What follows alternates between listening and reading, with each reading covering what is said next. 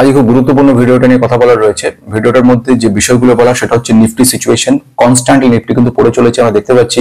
এবং মানে দেখা যাচ্ছে যে আলটিমেটলি সিচুয়েশন যেখানে দাঁড়িয়ে রয়েছে সেখানে অনেকে প্রশ্ন করছিল পোর্টফোলিও যেসব স্টকগুলো রাখা ছিল সেগুলো সব নেগেটিভ হওয়া শুরু হয়ে গেছে, এবং এক একটা স্টক এমন জায়গায় চলে গেছে যে স্টকগুলো অনেকটা ডাউন হয়ে গেছে এবং গোটা পোর্টফোলিওটা অনেকেরই ডাউন হয়ে গেছে, এমনও সিচুয়েশন হয়েছে। তো এই যে মার্কেটের সিচুয়েশন, এই যে পোর্টফোলিওগুলো কনস্ট্যান্টলি ডাউন হয়ে চলেছে, এর আলটিমেটলি রেজাল্ট কি হতে পারে, বা এই যে পোর্টফোলিওগুলো ডাউন হয়ে গেছে টোটালটা কবে রিকভার হবে, কতদিন সময় লাগবে, আদৌ খুব শীঘ্রই কোনো এই অবস্থা আসবে কিনা, পজিটিভ খবর কিছু আছে কিনা, বা এক্ষুনি আমাদের কি সিচুয়েশন রয়েছে, যারা সুইং ট্রেড করছো তারা এখন কি করবে, কারণ অলরেডি তারা এমন সিচুয়েশন দেখে সব এন্ট্রি নিয়েছো যে এরপরে এই জায়গা থেকে নেমেছে, এবার এটা ওপরে ওঠা শুরু করবে।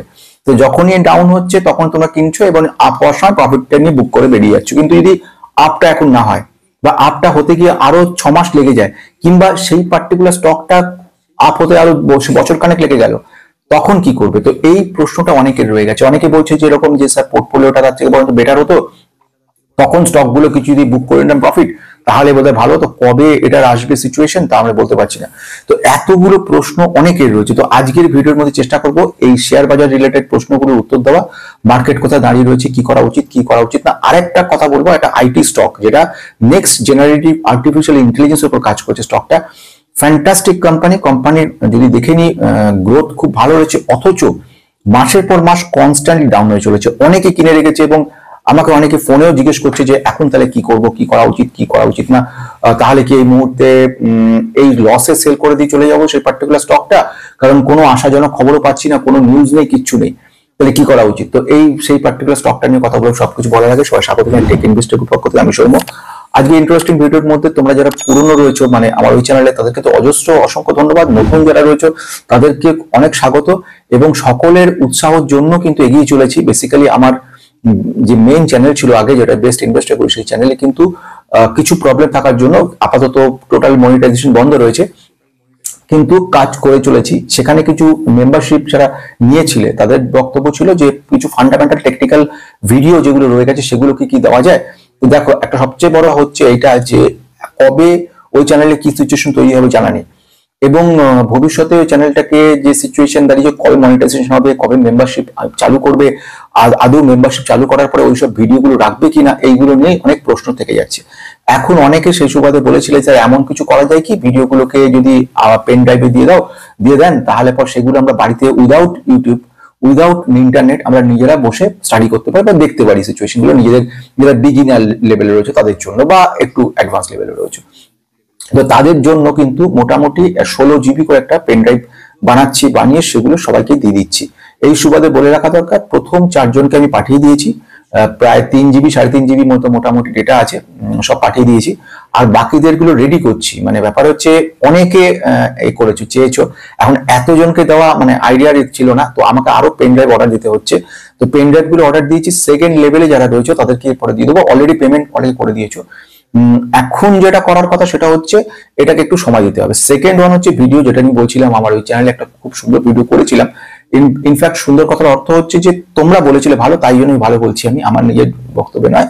ইনভেস্টমেন্টের এই যে সিচুয়েশন এখন দাঁড়িয়ে রয়েছে মার্কেট, বা যারা সুইং ট্রেড করছো আটকে গেছো, তাদের জন্য মেন্টাল স্টেবিলিটি আনার জন্য স্বামী বিবেকানন্দের 10টা উক্তি, যেগুলো কিনা খুব কাজে লাগে। মানে এই সময় মার্কেট বা যে কোনো সময় মার্কেটে এগুলো একটা অ্যাসেট। কারণ আমার বক্তব্য নয়, আমি এখানে কিছুই করিনি, উনি যেটা বলেছে আমি সেটা ইনভেস্টমেন্টের রিপ্রেজেন্টেশন কি হতে পারে, একটা বিনিয়োগ করার পরে মানুষের যে টেনশন চিন্তা বা এই ধরনের ব্যাপারগুলো কিভাবে ইনভেস্টমেন্ট ভালো হয়, এই রিলেটেড সমস্ত কিছু কিন্তু আমি আমার পয়েন্ট থেকে বলেছি। উনি যে বক্তব্য রেখেছে ওনার উপর বেস করে, সুতরাং আমার এখানে কোনো কৃতিত্বই নেই, সবটাই ওনার কৃতিত্ব। এবার আসছি সেকেন্ড ঘটনার দিকে। এইগুলো তো হয়ে গেল, এবার আসবো যে ঘটনা, সেটা হচ্ছে নিফটি সিচুয়েশন কোথায় দাঁড়িয়ে রয়েছে, নিফটি এখন যা জায়গা দাঁড়িয়েছে আমাদের কি করা উচিত সে জায়গা। প্রথম ঘটনার দিকে আসবো, সেটা হচ্ছে নিফটির এই যে ব্যাপার রয়েছে স্টক মার্কেটে, নিফটি 23,200 যে বাউন্ডারিটা ছিল সেই বাউন্ডারিটা, অর্থাৎ আমাদের একটা সাপোর্ট থাকে, একটা হচ্ছে রেজিস্ট্যান্স থাকে। আমি সবসময় এইটা হচ্ছে রেজিস্ট্যান্স, এটা হচ্ছে সাপোর্ট।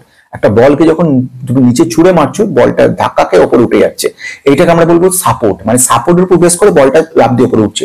আবার ঠিক উল্টোটাও হয়, মানে উল্টো দিকে ওপরে বলটা ছুঁড়লে সেটা নিচে এসে পড়লো, সেটা হচ্ছে রেজিস্ট্যান্স। তাহলে দুটো জিনিসই কিন্তু হতে পারে। তো এখানে দেখতে পাবে খুব মজার জিনিস, সেটা হচ্ছে যে আজকে এই মুহূর্তে আমাদের 23,216 কে বেস করেছে, মানে এটাকে আমি বলবো সাপোর্ট করে কিন্তু স্টকটা টোটাল নিফটি ইন্ডেক্স কিন্তু আস্তে আস্তে মুভ করছে, মানে একটু পজিটিভ সাইড দেখাচ্ছে আমাদের। কিন্তু এটা পজিটিভ ব্যাপার সাময়িক, এটা কিন্তু পার্মানেন্ট নয়। তার কারণ কি কি সমস্তগুলো কিন্তু আগের দিনে ভিডিওতে বলেছি, সুতরাং এখন আর এই ব্যাপারে বলছি না।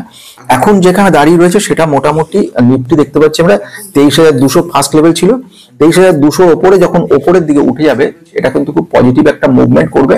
তো এইটা যদি হয় 23,450 গিয়ে নেক্সট লেভেল দাঁড়াবে আমাদেরকে।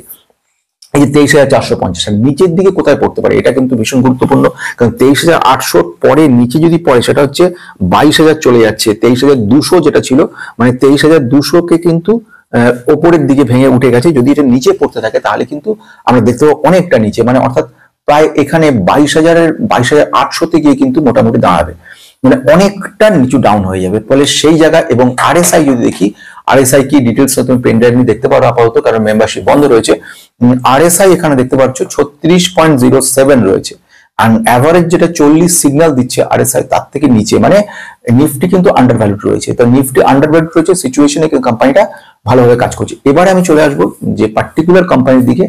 আইটি কোম্পানি অনেকটা ডাউন হয়ে গেছে, কিন্তু কোম্পানি ফিউচার কি কি ধরনের ফান্ডামেন্টাল কি সিচুয়েশন রয়েছে সেগুলো আমরা কিন্তু একটু এবার অ্যানালাইসিস করে নেবো। তো চলো আসা যাক, আসার দিকে প্রথম যে কথাটা আসছি সে কোম্পানিটার কথা নিয়ে। কোম্পানিটার সিচুয়েশন যে দাঁড়িয়ে রয়েছে আমরা দেখতে পাচ্ছি কোম্পানিটা কিন্তু প্রোডাক্ট ইঞ্জিনিয়ারিং সার্ভিসের উপর কাজকর্মগুলো করে, প্রোডাক্ট প্ল্যাটফর্মের উপর কাজ করছে, next gen calculation level, next gen লেভেলের সমস্ত কাজকর্ম রয়েছে, আর্টিফিশিয়াল ইন্টেলিজেন্স, তারপর হচ্ছে ব্যাংকিং সিস্টেমস এর উপর কাজকর্ম, প্রোডাক্ট যাকে বলছি আমি প্রোডাক্ট অ্যাজ সার্ভিস হিসেবে কাজ করছে।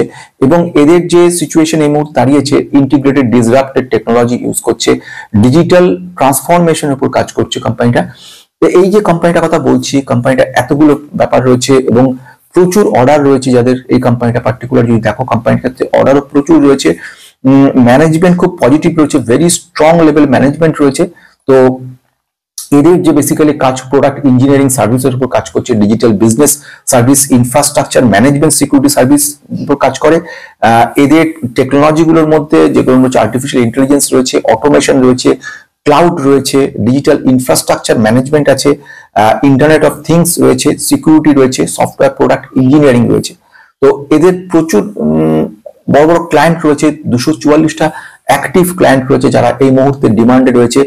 57 জন ক্লায়েন্ট ফরচুন 2000 মধ্যে রয়েছে, যারা কিনা সেরা কোম্পানিগুলো, 2000টা সেরা বিশ্বের মধ্যে কোম্পানি, তাদের মধ্যে 57খানা কোম্পানির কাজ কিন্তু এরা করে চলেছে। এবং 53% বেশি ক্লায়েন্ট 5 বছরের পুরনো। এই যে কথাটা লাস্টে বললাম 53% ক্লায়েন্ট 5 বছরের পুরনো, এটার মধ্যে কিন্তু খুব মজার ঘটনা, মজার বলতে ইন্টারেস্টিং আছে। ক্লায়েন্টরা এদের সঙ্গে থাকছে, ক্লায়েন্ট এদের ছেড়ে যাচ্ছে না, এই কারণে এক্সপেক্ট করছে ক্লায়েন্টরা এদের থেকে অনেক ভালো একটা পজিটিভ ব্যাপার পাবে। তো সেই জন্য ইন্টারন্যাশনাল প্রেজেন্স রয়েছে USA, UK, Australia, Canada, Netherland, Singapore, Malaysia এবং দুবাইয়ে। এইবার এই কোম্পানির কথা যদি বলি, এদের রেভিনিউ আসছে মোটামুটি পিএস থেকে, প্রোডাক্ট ইঞ্জিনিয়ারিং সার্ভিস থেকে 50% মতো আসছে, ডিজিটাল সার্ভিসের উপর 27% আসছে। এখন এদের বক্তব্য ইউএস থেকে এদের ম্যাক্সিমাম রেভিনিউ আসছে 70%। এবং ইউএস সিচুয়েশন তোমরা ভালো করে জানো, এই মুহূর্তে এমন একটা সিচুয়েশন, টার্মোয়াল সিচুয়েশনের মধ্যে দিকে যাচ্ছিল, এখন আস্তে আস্তে মানে পজিটিভ সিচুয়েশনে আসছে। আমাদের present US president mister Donald Trump, উনি বিশেষভাবে জোর দিয়েছে দেশের উন্নতির জন্য। এবারে দেশের উন্নতি বলতে কি বোঝাচ্ছে, যেমন ট্যাক্স ফ্রি একটা ব্যাপার আনার চেষ্টা করছে, ইনফ্লেশনটাকে কন্ট্রোল করার চেষ্টা করছে, এবং ইনকাম বাড়ানোর জন্য ট্যারিফ চার্জ করছে বিভিন্ন জায়গা থেকে, মানে নিজেদের দেশি উন্নতি হবে, এক নাম্বার। সেকেন্ড প্রবলেমের যে জায়গাটা সেটা তৈরি করছে ইন্ডিয়ার পক্ষে, সেটা হচ্ছে ট্যারিফ বাড়ানোর জন্য একটা ব্যাপার কিন্তু রয়ে গেছে। দ্বিতীয়ত, ওরা সবসময় বলছে যে ইন্ডিয়ার যদি কোনো কোম্পানি বা বিদেশি কোনো কোম্পানি আমাদের দেশে ব্যবসা করে, আমাদের এখানকার লোকজনদের নিতে হবে, অর্থাৎ এমনই এক ধরনের একটা প্রেশার তৈরি করছে। এবং কিছু ভিসা ক্ষেত্রে প্রবলেম করছে, অর্থাৎ ভিসা দিয়ে পারমিশন যেগুলো ইন্ডিয়ানদের ও দেশে গিয়ে কাজ করবে সেখানে, ফলে হিউম্যান রিসোর্স প্রবলেম একটা শর্টেজ তৈরি হয়েছে এক নাম্বার জায়গা। দ্বিতীয় প্রবলেম যেটা সেটা দেখা যাচ্ছে সেটা হচ্ছে ইনফ্লেশন বেশি থাকার কারণের জন্য কিন্তু এখানে একটা প্রবলেম দেখা দিচ্ছে যে কোম্পানিগুলোর কিন্তু সেই যে রেভিনিউটা আসছে, রেভিনিউ গ্রোথটা কমে গেছে। আবার পজিটিভ সাইডও রয়েছে, কোম্পানি একটা ইনকাম বেশি দেখানো, সেটা হচ্ছে কিন্তু রুপিটা লো হচ্ছে, ডলার স্ট্রেনদেন হচ্ছে, আর ডলার যত স্ট্রেনদেন হবে তত কিন্তু ওদের ইনকামটা বেশি। অর্থাৎ ম্যাক্সিমাম 70% ইউএসএ ক্লায়েন্ট রয়েছে, ওদের কাছ থেকে যখন ডলারের পেমেন্ট গুলো আসবে সেগুলো কিন্তু ম্যাক্সিমামটা আমাদের দেশের তুলনায় কিন্তু ডলারের দাম অনেক বেশি, ফলে প্রফিটেবিলিটিটা একমাত্র আইটি সার্ভিসেসের কিন্তু বেশি হবে। এটা একটা ব্যাপার বোঝা গেল। নিফটি সার্ভিস বুঝতে পারলাম, সিচুয়েশনের কোম্পানিটা কি বুঝতে পারলাম, কোম্পানির নাম হ্যাপিয়েস্ট মাইন্ড টেকনোলজি। এই কোম্পানিটা নিয়ে অনেকটা ডাউন হয়ে গেছে। কোম্পানি যদি তোমরা দেখে নাও, আমরা যদি দেখি বিগত 1 বছরের ডেটা দেখবো প্রায় 24% ডাউন হয়ে গেছে। মানে আমি যদি 5 বছর রিটার্ন দেখাই তার থেকে আরো ভালো করে বোঝা যাবে। কেউ যদি পিকে নিয়ে থাকে অ্যারাউন্ড সে প্রায় 50%, মানে অর্ধেকের বেশি তার কিন্তু ডাউন হয়ে গেছে। মানে কেউ যদি 1 লক্ষ টাকা ইনভেস্ট করে এখন তার বাজারে মাত্র 50,000 টাকা দাঁড়িয়ে রয়েছে, মানে অর্ধেক। তো ফলে খুব টেন্সড হয়ে গেছে। অনেকে যারা নিয়ে কিনে রেখেছো তারা বলছো যে এতটা ডাউন হয়ে গেছে, অথচ প্রথম থেকে যখন এনলিস্ট হয় সেখান থেকে আমরা দেখলাম বিরাট জাম্প, প্রায় 300-350% হয়ে গেল। মানে 1 বছরের কম সময়, সেপ্টেম্বরে এরা এনলিস্ট হয় 2020 সালে, 21 সালের জুলাই মাসের মধ্যে কিন্তু প্রায় 300%-এর মতো কিন্তু জাম্প করে গেছে। ফলে এই একটা প্রশ্ন চিহ্ন তৈরি করে দিচ্ছে যে তাহলে কোম্পানিটা সিচুয়েশন কি, তাহলে কোম্পানিটাকে কেন নেব না বা কেন সেল করে দেবো না কোম্পানিটা, এই ধরনের প্রশ্নগুলো কিন্তু থেকে যাচ্ছে। আসা যাক কোম্পানির টেকনিক্যাল জায়গাতে। টেকনিক্যালি আমি একটা পয়েন্ট, একটা রেজিস্ট্যান্স টানি এর মধ্যে বেশ ইন্টারেস্টিং জিনিস আমরা দেখতে পারবো। সেটা হচ্ছে এইখানে পার্টিকুলার স্টকটা কিন্তু একটা প্রথম লেভেলে 680-তে একটা ফার্স্ট লেভেলে আমাদেরকে সাপোর্ট দিয়েছিল, এখন 700-র উপরে রয়েছে। মানে আমাদের সেকেন্ড লেভেল যেটা রয়েছে রেজিস্ট্যান্স 773, সেই 773টা কিন্তু আমাদেরকে রয়েছে 723-এ রয়েছে এই মুহূর্তে। তাহলে এই মুহূর্তে 723-এ দাঁড়িয়ে রয়েছে। 773-770-এর কাছে কিন্তু মোটামুটি একটা লাইন রয়েছে। 770-এর ওপর না ওঠা পর্যন্ত কিন্তু কোম্পানিটা টেকনিক্যালি আমরা বলবো তেমন ভাবে কোনো আশা জোগাচ্ছে না। বেশ কাছে আরএসআই বলছে এখন তুমি 49-এ দাঁড়িয়ে আছো, মানে খুব আন্ডার ভ্যালুড নয়। এবার আসবো ফান্ডামেন্টাল কি বলছে। ফান্ডামেন্টালটা অনেকটা গুরুত্বপূর্ণ একটা পয়েন্ট। 11,000 কোটির মার্কেট ক্যাপে কোম্পানি সিচুয়েশন রয়েছে। এই 11,000 বলতে এটাকে আমরা বলবো মিড ক্যাপ লেভেলের কোম্পানি। এই মিড ক্যাপ লেভেলের কোম্পানিটা কিন্তু রয়েছে। এই মুহূর্তে স্টক পি আছে 51, যেটা আমাদের ওখানে আরএসআই দেখাচ্ছিল 49, একই কাছাকাছি। এবারে আমি যদি দেখি, অনেকটা গুরুত্বপূর্ণ একটা পয়েন্ট, 11,000 কোটির মার্কেট ক্যাপে কোম্পানি সিচুয়েশন রয়েছে। এই 11,000 বলতে এটাকে আমরা বলবো মিড ক্যাপ লেভেলের কোম্পানি। এই মিড ক্যাপ লেভেলের কোম্পানিটা কিন্তু রয়েছে। এই মুহূর্তে স্টক পি আছে 51, যেটা আমাদের ওখানে আরএসআই দেখাচ্ছিল 49, একই কাছাকাছি। এবারে আমি যদি দেখি এই ইন্ডাস্ট্রি হচ্ছে 40, মানে ওভার ভ্যালুড কিছুটা বেশ। এরপরে দেখাচ্ছি return on capital employed. Return on capital employed রয়েছে 21.8। আচ্ছা, রিটার্ন অন ইকুইটি 21.3, দুটোই কিন্তু খুব ভালো জায়গায় রয়েছে, 21.8 এবং 21.3, ফ্যান্টাস্টিক। এবার আমি দেখবো সেলস গ্রোথ যদি 5 বছরে দেখো 20%, 3 বছরে দেখো 24%। সেলস গ্রোথে কোথাও কোনো খামতি নেই। ওভার ভ্যালুড কিন্তু বিজনেস প্রমিসিং।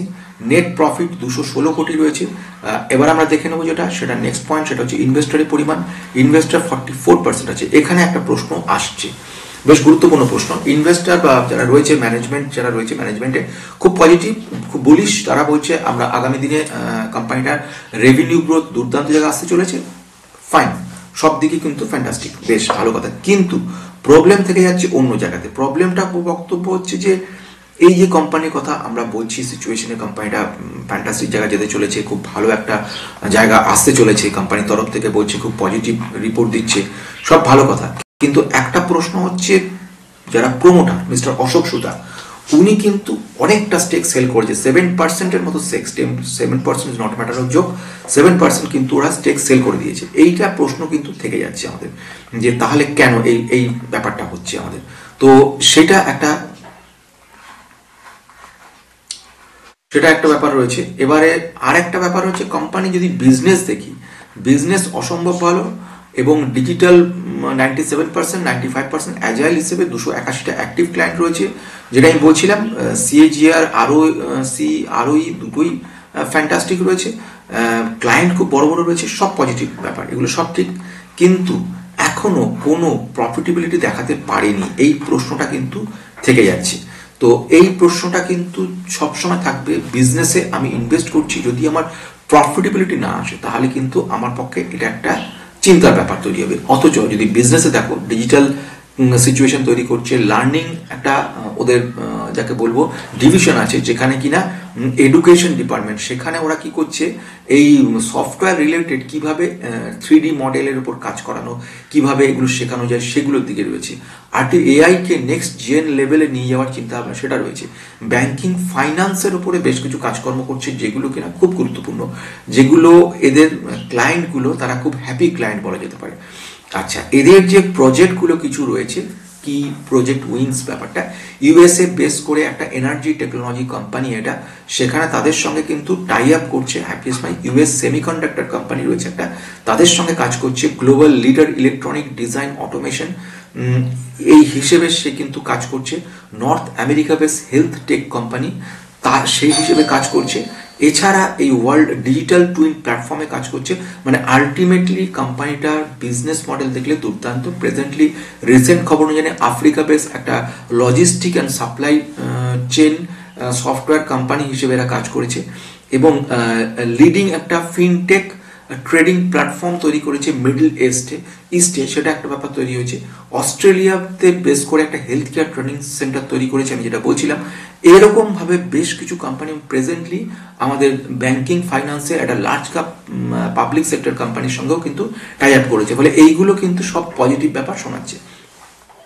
এবার আসছি নেক্সট পয়েন্টের দিকে, সেটা খুব গুরুত্বপূর্ণ। সেখানে হচ্ছে অ্যানালিস্টরা এ ব্যাপারে খুব পজিটিভ রয়েছে, এই বক্তব্য রেখা রয়েছে। আমরা অ্যানুয়াল রিপোর্টটা দেখে নিয়েছি। অ্যানুয়াল রিপোর্টে এবার আমরা ডাইরেক্ট চলে আসছি আমাদের প্রেজেন্ট রেভিনিউ সিচুয়েশন কোম্পানির, সেখানে চলে আসবো, যেখান থেকে আমরা কোয়ার্টারলি প্রফিটগুলোকে একটু চেক করে দেখুন। আমরা লাস্ট রিপোর্ট পেয়েছি, মানে গত Q2 রিপোর্টটা আমরা পেয়েছি, সেখানে আমরা দেখতে পাচ্ছি যেটা অপারেটিং প্রফিট মোটামুটি 60 আছে, এটা আমরা দেখতে পাচ্ছি মোটামুটি 60 রয়েছে। আমি যদি গত বছরে দেখি, গত সেপ্টেম্বরে 72 ছিল, অর্থাৎ এটা একটা নেগেটিভিটি রয়েছে। যদি লাস্ট কোয়ার্টারে দেখি, লাস্ট কোয়ার্টারে এই কোয়ার্টার মোটামুটি সেম রয়েছে, মানে আলটিমেটলি ডাউন সাইড মনে হচ্ছে।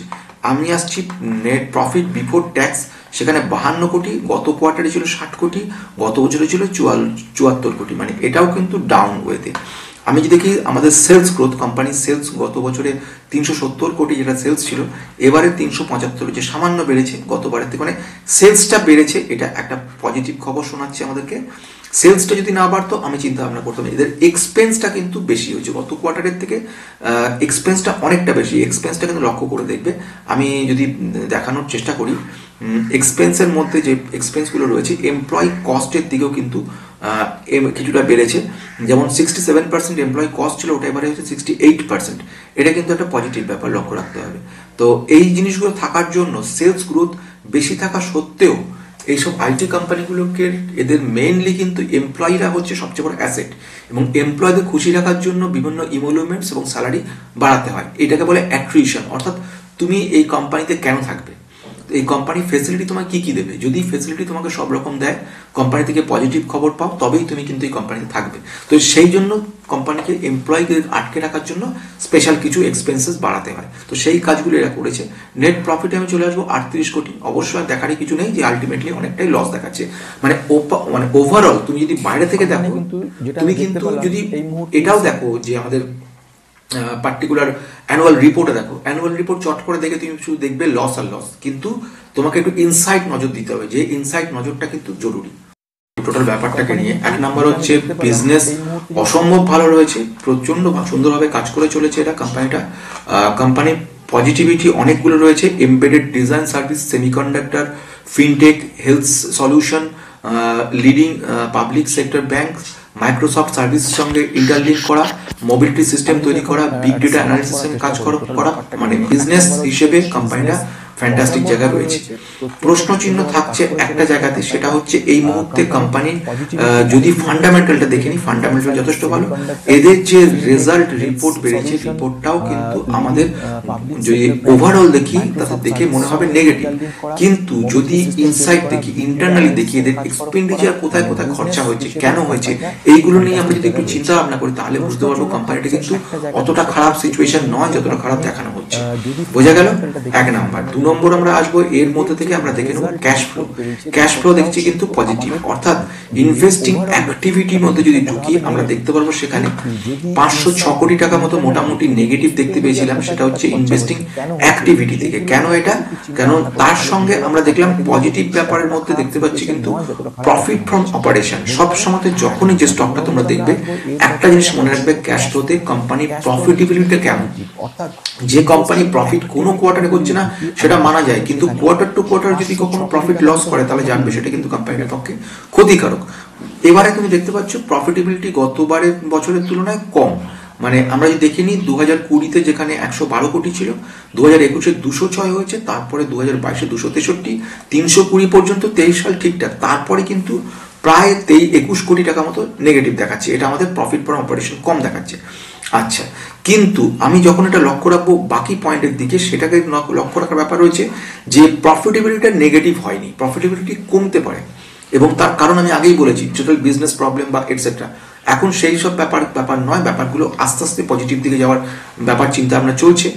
সুতরাং আমরা এক্সপেক্ট করবো ভবিষ্যতে ভালো করতে পারে। ইনভেস্টরের দিকে তাকাই, আগে যেটা বলছিলাম 7% এর মধ্যে কমিয়েছে, 53% ছিল, সেখান থেকে 44% চলে এসছে প্রমোটারের সংখ্যা। বেশ, ওদিক থেকে এফআইআই আমরা দেখছি সামান্য কিনেছে, ডিআইআই অনেকটা কিনেছে। ডিআইআই পরিমাণ দেখলে 2.85% থেকে 4.18% হয়েছে। তারপরে ডিআইআই যারা রিসার্চ টিম বড় রয়েছে তারা এটা অ্যানালাইসিস করে দেখেছে যে এর কিন্তু এখনই খারাপ বলা যাচ্ছে না। বেশ, আমাদের রিটেলারের সংখ্যা কিন্তু 45% ছিল, রিটেলার কমে 44% হয়েছে। এই জায়গাটাতেই একটা প্রশ্ন থাকছে, রিটেলারের সংখ্যা বেশি হওয়াটা কিন্তু একটুখানি হলেও মানে মোটামুটি ভাবে, রিটেলার বলতে কিন্তু আবার এখানে অনেক কিছু বক্তব্য রয়েছে। রিটেলার বলতে তুমি আমি নাও বোঝাতে পারি। রিটেলারের মধ্যে রিটেলার যে সিচুয়েশন, সেখানে কিন্তু আমরা দেখতে পাবো অনেক যারা পাবলিকের মধ্যে বড় বড় কোম্পানিগুলো রয়েছে, যেরকম পিটুয়াস ওয়েলথ ম্যানেজমেন্ট, এলআইপি, এই সমস্তরা রয়েছে।